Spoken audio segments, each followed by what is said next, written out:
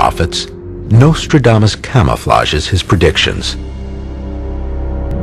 He writes his prophecies in the 1500s in southern France, when questioning the royals or the Catholic Church is a crime punishable by death.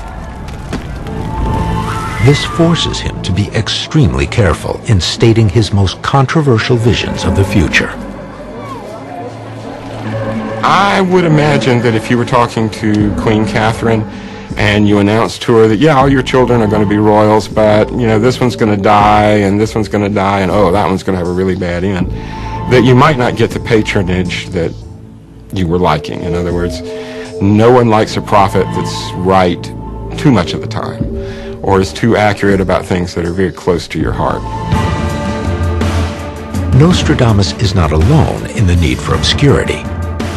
Avoiding behavior that would offend the church is a way of life in 16th century Europe, causing many groups to go underground. One of these secret societies is the Freemasons. While they are primarily a fraternal organization today, some believe they have a long history of hoarding secret wisdom. In the old days, Freemasonry was the highest echelon of knowledge of its time.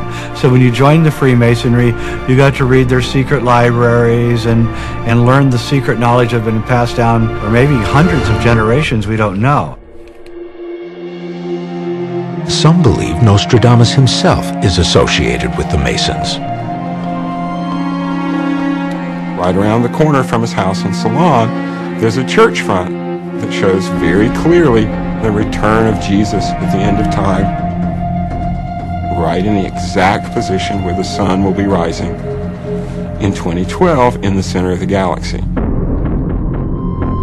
And that at least a certain part of this awareness carried over to Nostradamus and influenced his idea of when to look for this great apocalyptic moment. These Masons, who were considered some of the most skilled craftsmen of their time, plied their trade across Europe. They established a reputation as a tightly knit, ambitious group who built great Gothic cathedrals for the Catholic Church. The alchemist Fulcanelli theorizes in his book, titled The Mystery of the Cathedrals, that the Masons also had a hidden purpose. He claims that they boldly carve secret symbols that spell out their controversial prophecies into the face of these stone structures. You really don't go to the trouble to carve the front of a massive Gothic cathedral unless you have some purpose behind it. Notre Dame de Paris is again another one of these church fronts that had coded within it very important secret information. These symbols include a bull, a lion, an eagle, and a human face. While the Christian interpretation is that they represent the writers of the Gospels, their true meaning, according to Fulcanelli, is a warning. These are exact symbolic references to the four fixed signs of the zodiac. The man is Aquarius, the lion is Leo, the bull is Taurus, and the eagle is Scorpio, which today has turned into a scorpion, but in those days was an eagle. These four signs of the zodiac are the constellations that the sun passes through every year in its path across the sky. They also represent great ages of time, each lasting thousands of years. According to astrology, the human race is now moving from the age of Pisces into the age of Aquarius. This shift marks the coming of the galactic alignment.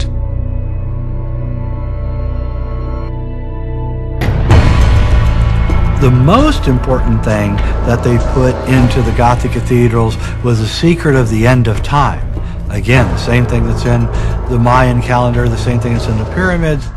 Our ancestors thought it was the most important knowledge that they could pass down to us so that when we enter into this time of crisis, which is where we are right now, we will know what to do.